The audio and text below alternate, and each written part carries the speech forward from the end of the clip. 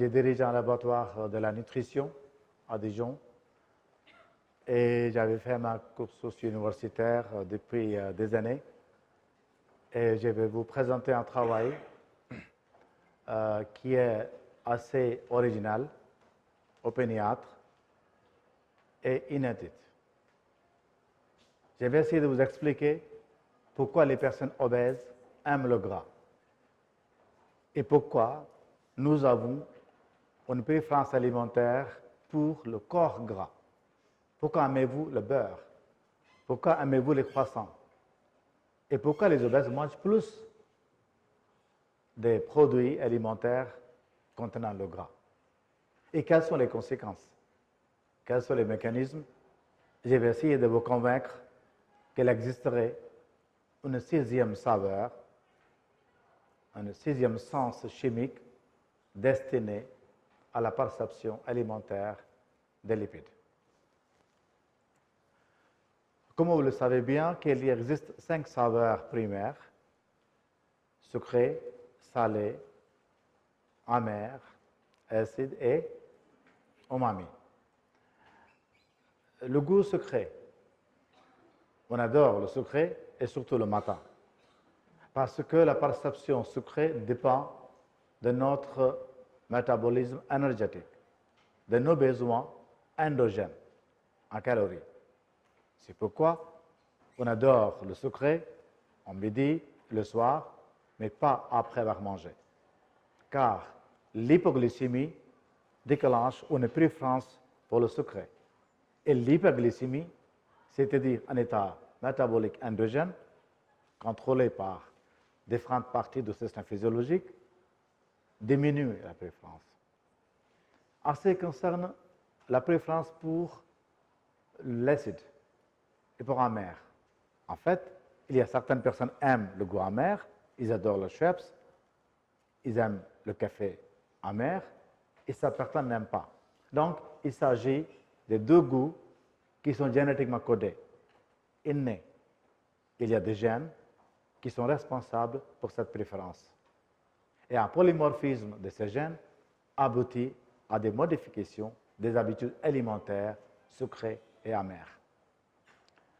Amer est destiné pour éviter les produits néfastes pour la santé. C'est pourquoi, quand quelque chose est mauvaise, on évite. Parce que notre cerveau est attentionné.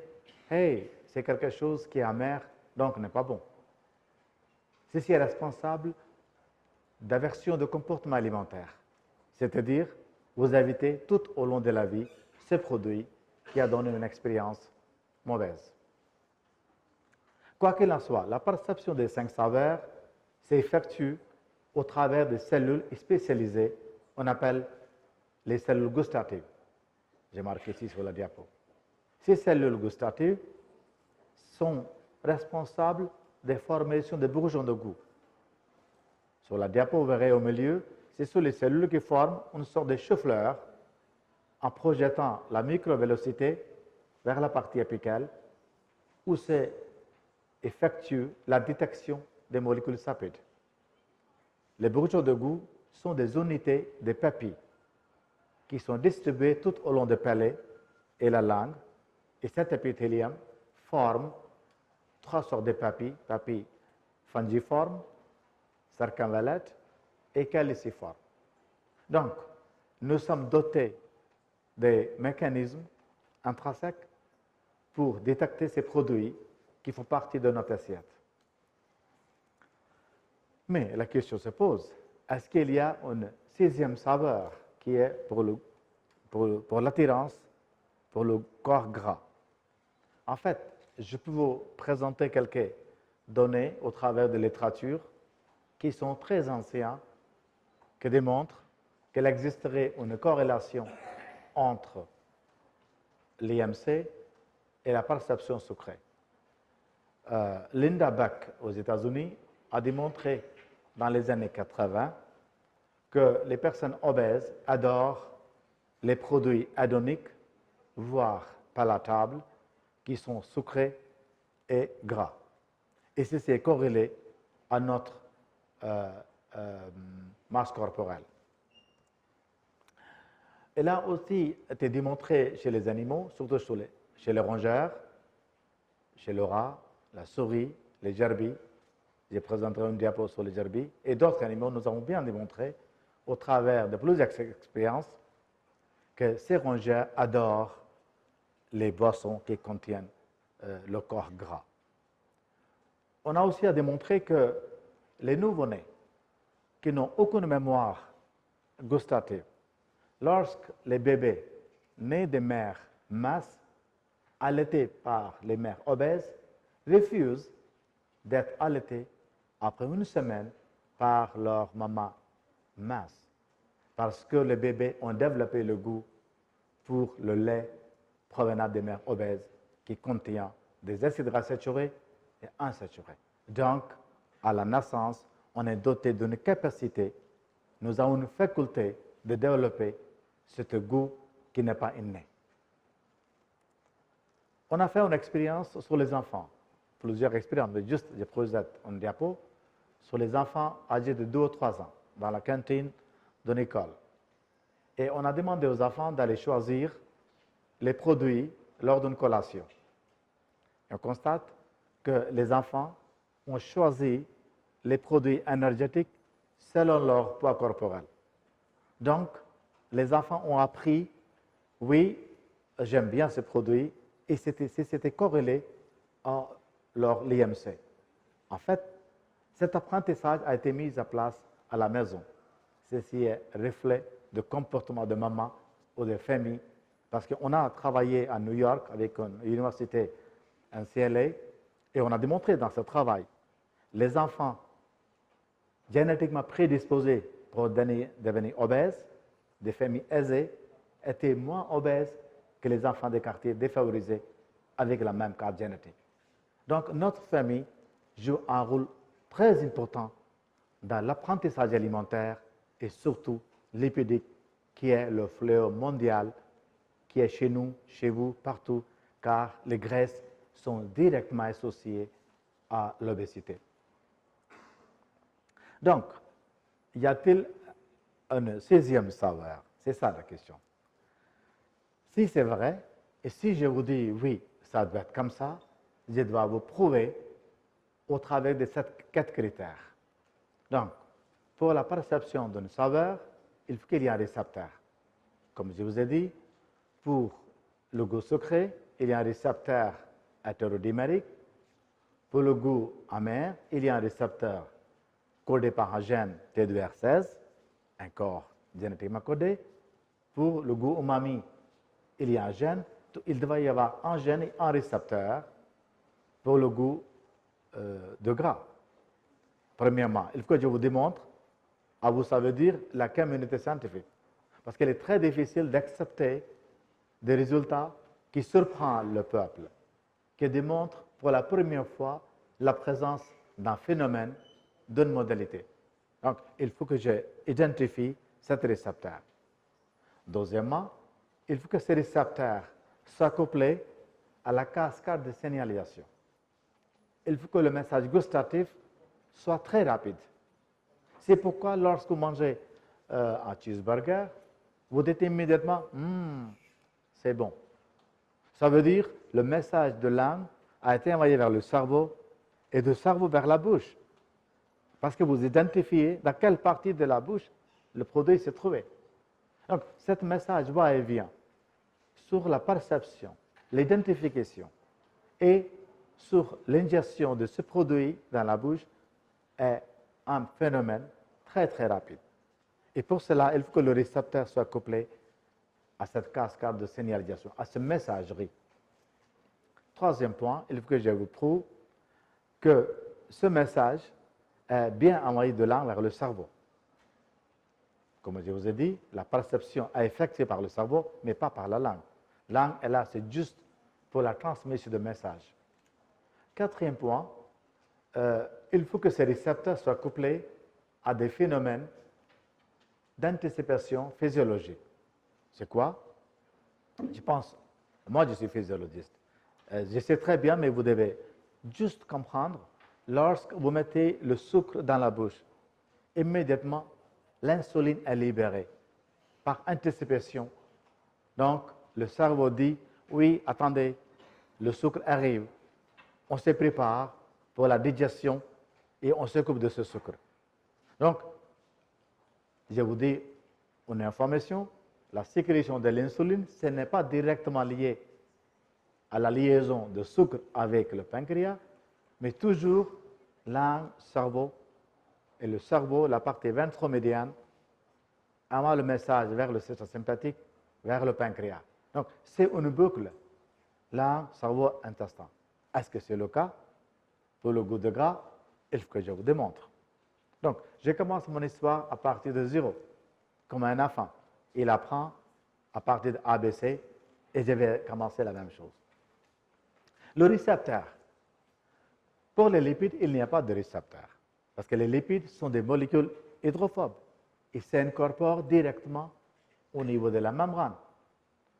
Vous mettez l'eau dans un seau, mettez quelques gouttelettes de lipides, mettez votre main, les gouttelettes lipidiques vont s'accrocher au niveau de la peau, sans récepteur. Mais il doit y avoir un récepteur, comme je vous ai dit. On a travaillé sur le CD36. C'est une protéine, voire glycoprotéine, qui a été dite fatty acid translocase, c'est-à-dire la protéine qui permettait le transport d'acides gras. De plus, c'est une protéine un petit peu bizarre, parce que c'est la protéine qui est le récepteur, vous voyez sur la diapo, de LDL oxydé. Elle est le récepteur des globules rouges infectés par Plasmodium falciparum. Elle est le récepteur de triglycérides. Elle est le récepteur de thrombospondine. Donc, ce n'est pas une protéine spécifique. Donc, ce n'était pas possible que cette protéine soit le récepteur pour les acides gras. Mais lorsqu'on a regardé la structure, voyez, cette protéine a 12 terminales côté intérieur. Et nous avons démontré que la partie intraminale de cette protéine est couplée avec la cascade de signalisation. J'ai marqué SAC protéine kinase. Donc, cette phosphorylation permet la transmission de messages de membrane vers les cellules. Donc, cette protéine pourrait être un bon candidat. Et puis, en collaborant avec Nada Amomrad, d'origine libanaise, qui est aux États-Unis à Washington University, on a démontré que les lipides entrent dans la bicouche lipidique au niveau de l'épingle de chevaux de cette protéine. Et il s'associe au niveau de la lysine sur la position 63. Donc, la protéine est une protéine qui se fixe avec les lipides qui pourrait transmettre le message. Si c'est le cas, on a avancé la recherche. On a cherché la présence de cette protéine sur les bourgeons de goût. Vous voyez à votre droite, en vert, c'est le marqueur des cellules gustatives. Parce qu'il faut comparer avec quelque chose. Il faut qu'il y ait un témoin positif. La couleur verte démontre la présence d'une protéine dite alpha-gusdocine, qui est le marqueur des cellules gustatives. Et en même temps, la couleur rouge démontre la présence de cette protéine CD36 dans les coupes histologiques de bourgeons de goût. Et lorsqu'on transpose ces deux photos, une photo verte et une photo rouge, et voyez en bas à votre droite, les cellules qui sont colorées en rouge sont aussi colorées en vert. Ça veut dire quoi? Les cellules gustatives, en effet, expriment CD36. Et puis, on a regardé l'expression par différentes papilles. Les papilles circonvallates, vous voyez à votre droite en haut dans l'histogramme, expriment abondamment le récepteur CYP36. Donc, le récepteur qu'on disait au début, certains chercheurs disaient accepteur, ce n'est pas le récepteur, on discutera après. Quoi qu'il en soit, cette protéine est exprimée par les cellules gustatives de l'homme, des souris, des gerbilles, ce qu'on a étudié. Et puis, on a mis en évidence de l'implication de cette protéine dans la perception alimentaire des lipides. C'est un test très simple. À votre droite, vous voyez, on expose une souris à 2 bouteilles, 2 biberons. Dans un biberon, il y a de l'eau. Dans le deuxième biberon, on ajoute acide lénoléique ou acide oléique ou un autre acide gras à une concentration de 0,2% ou 2%. On laisse l'animal à cette test de double choix et après 12 heures, on regarde qu'est-ce qu'elle a mis. Et les souris adorent. Vous voyez, à votre gauche, dans l'histogramme rouge, les animaux adorent une solution contenant acide lénoléique. Mais lorsqu'on fait la même expérience sur les souris transgéniques qui n'expriment pas ce gène, qui n'ont pas la protéine CD36, regardez, la perception gustative est complètement supprimée. Donc, la protéine exprimée dans les bourgeons de goût, pas de protéine, pas de préférence alimentaire lipidique. Donc, il s'agit vraiment d'une protéine lipidique, récepteur, impliquée dans la perception. Pour cela, on a continué de faire d'autres expériences. Qu'est-ce qu'on a fait? On a ajouté une gouttelette lipidique sur la langue de souris et puis on a étudié l'activation des neurones en étudiant l'expression d'une protéine qu'on appelle CFOS, marqueur de l'activation des neurones. Et on constate que dès qu'on ajoute une petite quantité de lipides sur la langue de souris, immédiatement, une partie du cerveau, on appelle NST, noyau de détecteur solitaire, qui est activé. Et puis, ce message est transmis vers d'autres parties du cerveau et finalement, vous voyez, vers la partie de la sécrétion digestive. Donc, on ajoute un peu de liquide ici, immédiatement, on récupère le sucre pancréatique. C'est ça le mécanisme d'anticipation physiologique. Dans le deuxième temps, on a coupé les nerfs. Ces 2 nerfs gustatifs, qui sont les nerfs 9 et les nerfs 10. Et à ce moment-là, on ajoute encore les lipides sur la langue, pas de transmission de message, pas d'activation du cerveau, pas d'activation de sucre gastrique, c'est-à-dire pas de la libération de sucre pancréatique. Donc, il s'agit bien de la boucle que je vous ai dit, langue, cerveau, intestin, initié par la présence de CYP36 qui est récepteur pour le corps gras. Nous avons publié il y a un mois à peu près, on a continué ces études, on continue, et encore on étudie l'activation de différentes parties du cerveau. C'est très important parce que lorsque vous emmenez vos enfants chez McDonald's, c'est l'enfant qui demande maman, papa, emmenez-moi pour manger un cheeseburger. Vous emmenez pour acheter un cheeseburger. Mais la fois suivante, vous allez vous-même. Parce que vous avez acheté quelque chose pour vous-même lors de la première visite chez McDonald's. Donc, vous avez développé un goût. Donc, vous avez développé une addiction. Donc, il y a des parties dopaminergiques qui sont activées dans le cerveau. C'est pourquoi les personnes aujourd'hui adorent le gras parce qu'ils sont addicts. Et on demande dans cette diapo que la partie VTA, que vous voyez ici, VTA, ça veut dire l'aire tegmentale ventrale. Ça veut dire c'est l'aire dopaminergique qui est activée. Vous mettez immédiatement, ça arrive souvent, quand je vous demande de goûter un croissant, vous dites c'est bon. Vous voulez encore? Attendez. Ça, c'est VTA qui est activé et ça, on a démontré. Donc, l'addiction au sucre existe depuis des années, mais l'addiction au corps gras, on démontre au travers de ces expériences qui ont été publiées. Donc, le récepteur est là, la physiologie est là. Donc, quels sont les mécanismes de signalisation? Comme je vous ai dit, il faut qu'il y ait un signal de membrane vers la partie afférente de neurones et surtout des nerfs gustatifs. Pour cela, nous avions besoin des cellules. Et j'avais pris un étudiant marocain, Abdelghani El-Yassimi.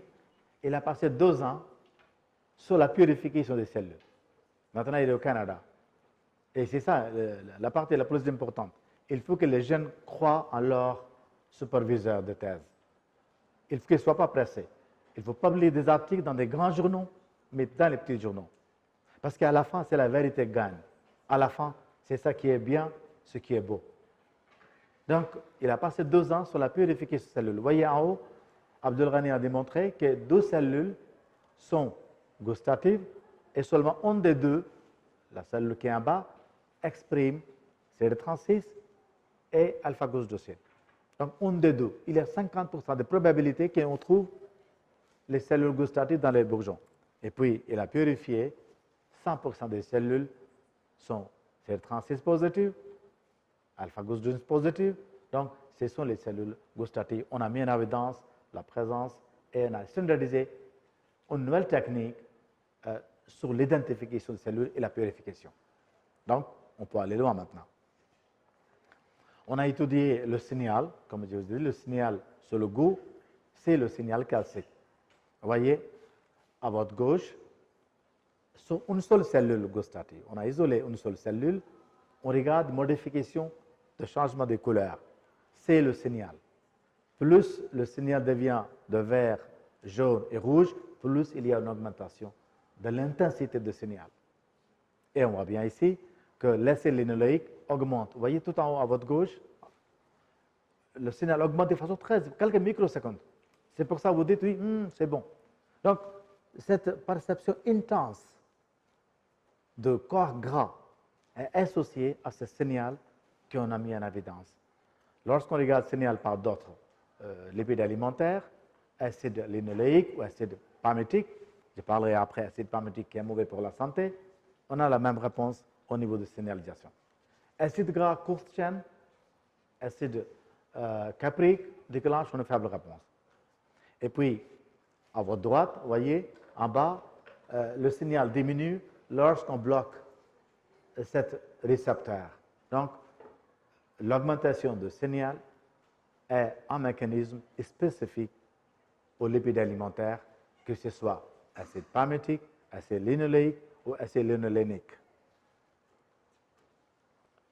Et puis, on a mis en évidence de ces systèmes de signalisation. On démontre, au travers de plusieurs études, que le calcium augmente à partir du réticulum endoplasmique, il sort et puis il entre pour remplir les besoins endogènes. Ces systèmes, on appelle le modèle capacitatif de l'homéostasie calcique. Alors, on s'est posé la question, comme le calcium est régulé. C'était un problème non seulement pour nous, mais pour la communauté du monde entier. J'ai dit du monde entier, tous les gens qui font la signalisation cellulaire. Parce que dans notre corps, le calcium dans le plasma est à une concentration de 1,4 millimolaire. Vos cellules lymphocytaires se baignent dans un milieu qui a un gradient électrochimique très fort, c'est-à-dire 1,4 millimolaire. Par contre, le calcium dans une cellule lymphocytaire, monocytaire, embryonnaire est très peu, de l'ordre de 50 ou 100 nanomolaires. Donc, 50 ou 100 nanomolaires à l'intérieur se bat sans cesse contre 1,5 millimolaire à l'extérieur. C'est un gradient électrochimique très fort. Quel est cet régulateur? En fait, on a cherché et puis on a donné le nom CIF, Calcium Influx Factor. On a pensé que c'est un gardien, quelqu'un, comment je peux vous dire, vous êtes dans la mer et vous avez un bateau, heureux, en vacances, content, en famille. Et vous vous dites, ah, j'ai oublié une bouteille d'eau. Qu'allez-vous faire? Est-ce que vous allez creuser un trou dans le bateau et allez-vous prendre un seul verre d'eau? Impossible. Parce que la pression est très forte à l'extérieur. Donc, c'est impossible. C'est la même chose pour la cellule. On a identifié ce facteur, on a appelé calcium influx factor dans les cellules gustatives. Et on a purifié. C'était un étudiant de Bénin, un Gado Draman, Abdurrahman, ça veut dire Abdurrahman en Afrique. Enfin, ils ont des noms différents. Il a passé 3 ans. Et il a fait cet article dans un grand journal et il démontre pour la première fois à la communauté scientifique que non seulement les cellules gustatives, mais les cellules lymphocytaires, embryonnaires, endothéliales, cardiomyocytes, toutes les cellules répondent à ce facteur. C'était une découverte et je suis fier de cet étudiant qui était avec moi, avec une patience qui a travaillé. Parce que c'est, comme j'ai dit, de convaincre la communauté scientifique ce qu'on fait existe. C'est vrai, c'est pour la première fois. Et puis, il a identifié les 7 facteurs. Regardez tout en bas. À votre gauche, c'est sur les cellules lymphocytaires. À votre droite, c'est sur les cellules embryonnaires. Le facteur que nous avions purifié agit sur toutes les lignées cellulaires. Donc, c'était un facteur universel. Nous avons approfondi les recherches sur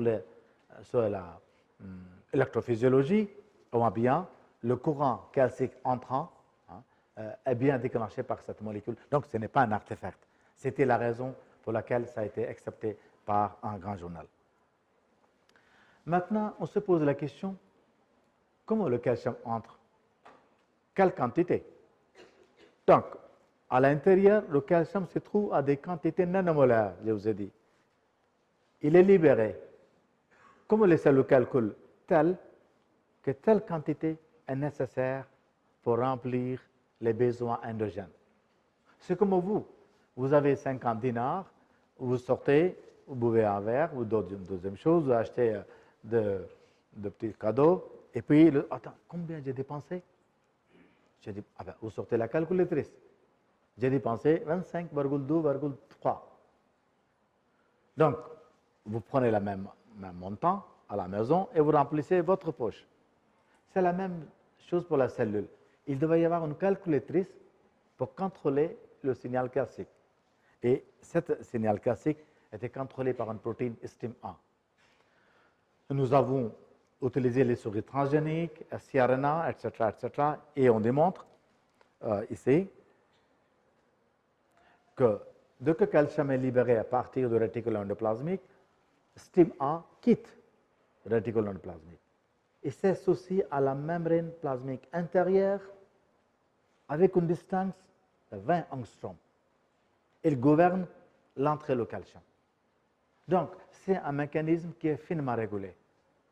Donc, on a non seulement identifié une nouvelle saveur, mais on a mis en évidence les aspects mécanistiques pour d'autres saveurs aussi lorsqu'on a travaillé sur les produits sucrés.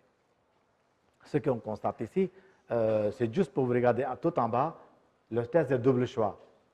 Cette protéine qui régule le calcium, STIM-A, est indispensable. Les souris transgéniques qui n'expriment pas ce gène ont perdu la préférence pour une solution contenant acide linoléique ou contenant l'huile de colza ou d'autres produits oléagineux. Donc, il s'agit bien d'un mécanisme spécifique. Dernier diapo avant d'aller au côté général, on a mis en évidence la présence de notre cascade. On a injecté siRNA directement dans les pépilles pour bloquer l'expression de cette cascade.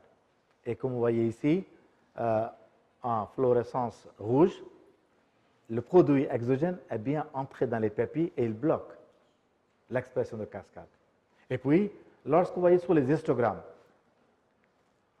à votre droite, ici, vous voyez les souris ayant reçu cet inhibiteur siRNA qui bloque le gène ont perdu leur préférence. Les souris déjà transgéniques ont perdu leur préférence. Donc, on a pensé, si j'ai fait la même chose chez l'homme, on a travaillé à l'université Abou Bakr Belkaïd de Tlemcen sur les sujets, et regardez, lorsqu'on applique cet inhibiteur sur les pépilles des sujets, il y a une augmentation de seuil de la détection des lipides alimentaires.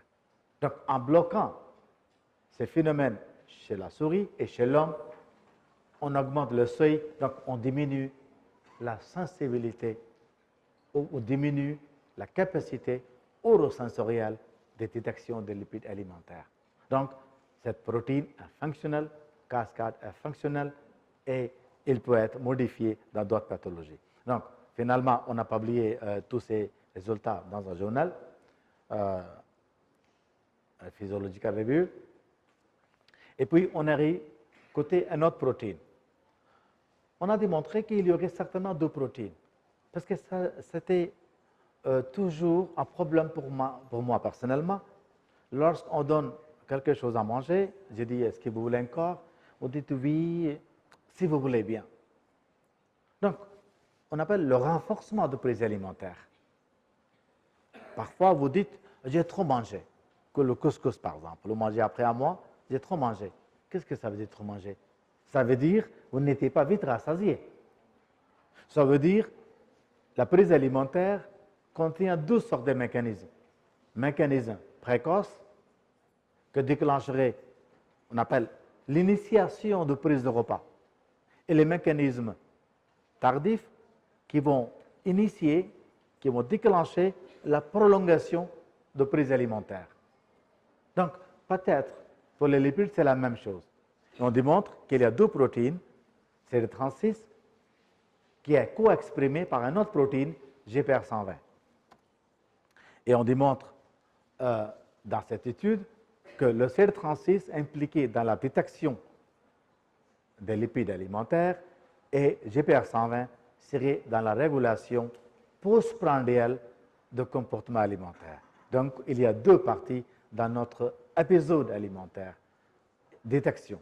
Quand on se lève le matin, on a démontré dans cet article, qui est Impact Factor 20, un grand journal américain, quand on se lève le matin tôt, 6 heures, 7 heures, le CD36 est exprimé de façon très abondante. C'est pourquoi immédiatement vous dites, où est le pain avec le beurre? Et vous dites, deuxième bouchée, non mais c'est pas, c'est bon, c'est le gras. La détection sur CD36 est la partie qui reste côté comportement lipidique, c'est GPR120. Donc, il y a deux protéines qui jouent un rôle va-et-vient. Et on démontre que le CD36 diminue chez les animaux obèses. Je ne parle pas ici parce que ça fait long, mon histoire. On a donné un régime high-fat diet, un régime hyper gras aux souris. C'est le régime qui contient l'acide palmitique, l'huile de palme. L'huile de palme, c'est le danger pour notre humanité. Ce n'est pas la communauté, humanité. Parce que nous, quand on donne 30% de l'huile de palme aux souris, dans 2 mois, elles sont obèses. Ça a été prouvé, publié énième fois. Donc, on constate chez ces souris obèses, le CD36 diminue. La sensibilité diminue. Donc, le seuil augmente. On a travaillé non seulement sur les souris, les rats, rongeurs. Je donne un autre exemple qui vous serez fier. On a aussi travaillé sur le rat de sable. Le rat de sable se trouve en Algérie, côté après Béchar, Ben Yabès, et Ama Adrar. Dans cette partie, on a beaucoup de rats de sable. On avait un projet. En fait, j'ai travaillé avec l'Algérie depuis 20 ans. Donc, je connais très bien toute la partie d'Algérie. Là-bas, on était dans un institut, on appelle Institut des zones arides, qui appartient au ministère et surtout maintenant à l'USTHB. On a travaillé sur ces souris, on appelle rat de sable. C'est un modèle, je dirais, seul modèle disponible actuellement de l'obésité qui nous permet d'étudier les transitions d'une vie simple vers une vie obèse, puis une vie diabétique.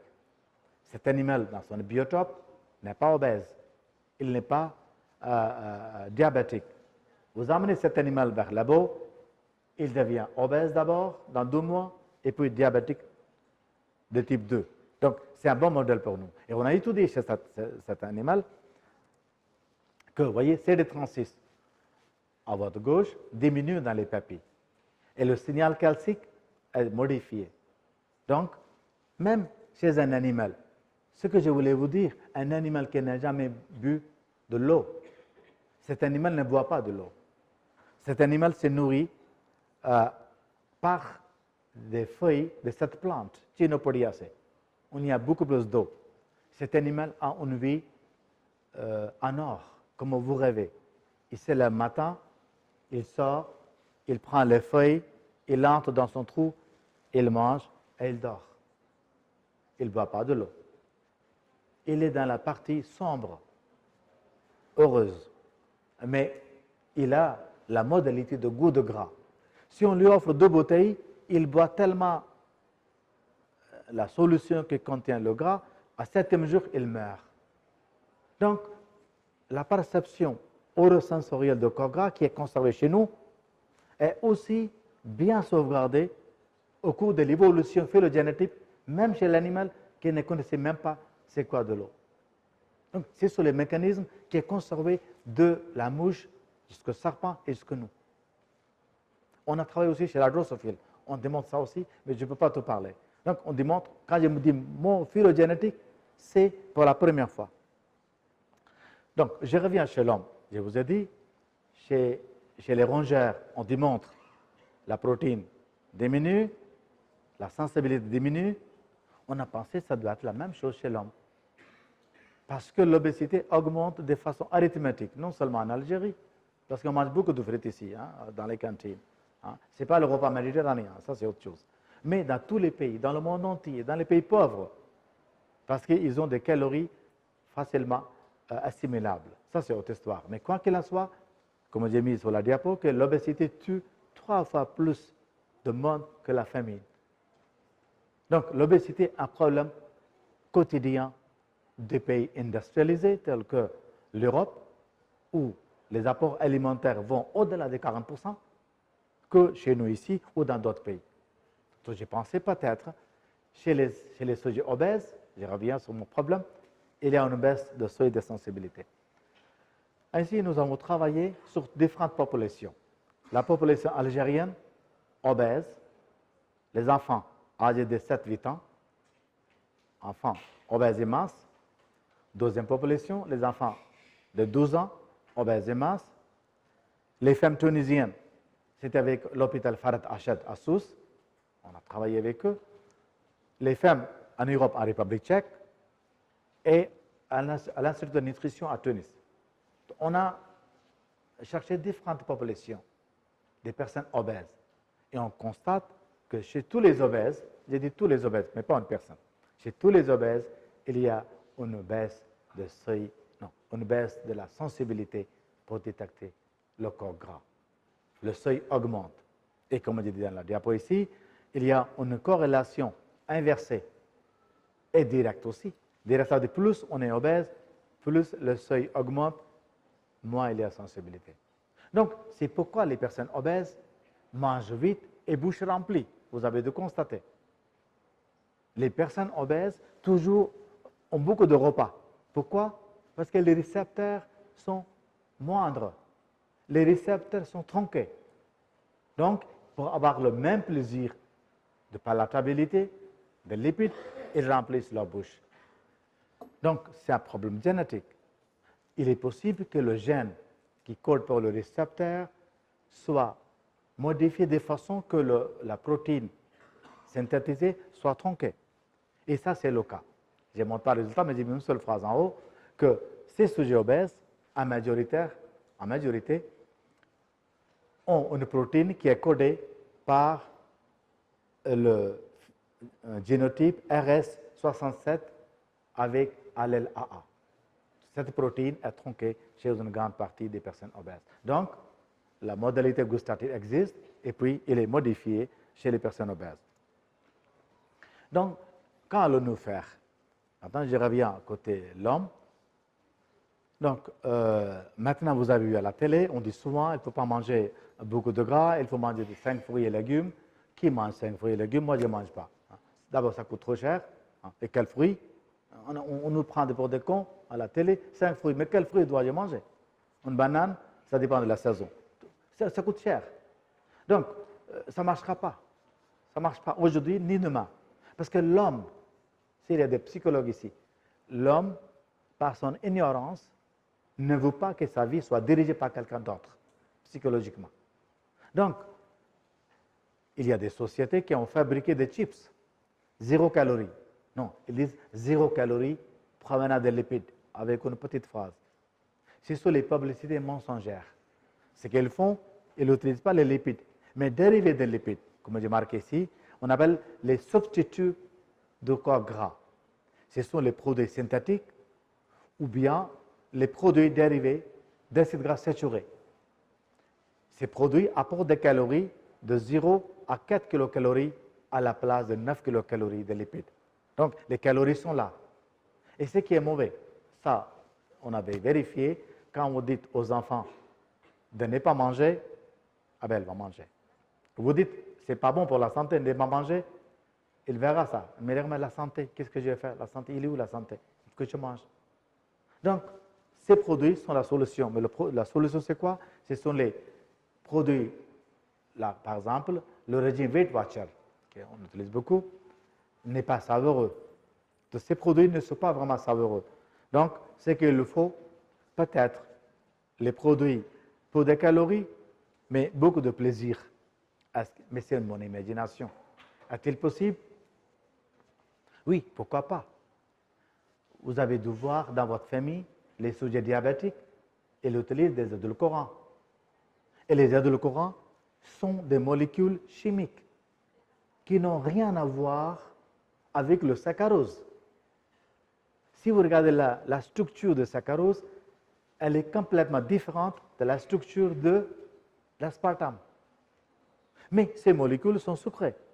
Donc, je pense peut-être, très prochainement, on peut avoir des produits artificiels, pourquoi pas, qui auront le goût comme les graisses alimentaires et qui n'apporteront pas de calories, parce que les aspartames ou les édulcorants n'apportent pas du tout de calories. Alors, nous, on pense, on peut avancer une hypothèse, hein, on peut appeler TTT, Targeting Tongue Taste Receptor, et ici, on peut synthétiser les molécules qui seront faux gras, qui vont mimer le goût de gras, qui n'apporteront pas de calories. Et mais peut-être seront plus savoureuses, plus palatables, plus hédoniques que les graisses naturelles. Pourquoi pas? Alors, pour cela, on a commencé une entreprise en France, une start-up qui s'appelle ECTA. ECTA, dans ma langue, on appelle l'unité entre le peuple. Et nous sommes pour le moment un mélange de chimistes organiques, de synthèse, qui synthèsent les molécules, et les physiologistes, moi-même et mon collaborateur. Nous avons embauché un ingénieur de recherche, Florian, et d'autres biologistes, et on travaille sur la synthèse de ces molécules. Nous avons déposé 2 brevets en Europe, et ces 2 molécules, je ne dis pas la structure ici, ces 2 molécules n'ont pas un effet secondaire, ni cytotoxique, ni génotoxique, ni perturbateur endocrinien, aucun effet secondaire. Et ces molécules sont des molécules contre l'obésité. L'obésité, il diminue l'obésité dès que les souris prennent ces molécules. Au contraire, ces molécules protègent le foie. Vous savez, une personne obèse, elle a un foie comme la personne alcoolique. On appelle NASH. Cette toxicité au niveau du foie est protégée par ces molécules. Donc, on est sur la voie non seulement de la découverte de nouvelles saveurs, mais sur l'exploitation de cette saveur. Et puis, on a ouvert une autre petite société qui s'appelle Testafi, qui permet d'élucider les effets de d'autres saveurs. Par exemple, vous allez me dire, quel est l'intérêt de synthétiser les molécules qui sont amères? Oui, l'intérêt est là. Vous avez de boire Schweppes. Schweppes, c'est le soda qui contient la chloroquine. Il y a une société Zungenberg en Allemagne avec qui on a un contrat, cherche des molécules amères de nouvelles générations. Et ils vont lancer une boisson de type Schweppes avec de nouvelles molécules. Donc, nous avons une application dans tous les domaines. Il y a une société qui s'appelle, je ne dirai pas le nom maintenant, c'est pas bien, qui cherche les molécules amères pour mettre dans le café. Il y a des gens qui adorent l'amertume de café. Donc, la prochaine fois, vous verrez du café avec un goût intense qui va vous faire obliger de fermer les yeux par plaisir. c'est l'amertume. Donc, nous avons cette branche qui s'appelle Taste-a-Fee et nous offrons nos services en prestation. Donc, j'espère que vous êtes convaincus et vous êtes convaincus qu'il y a une sixième saveur codée par un récepteur, associée par un gène et qui est modifiée chez les personnes obèses ainsi chez les animaux obèses et qui peut être la cible des approches thérapeutiques contre cette fléau mondiale. Je vous remercie de votre attention.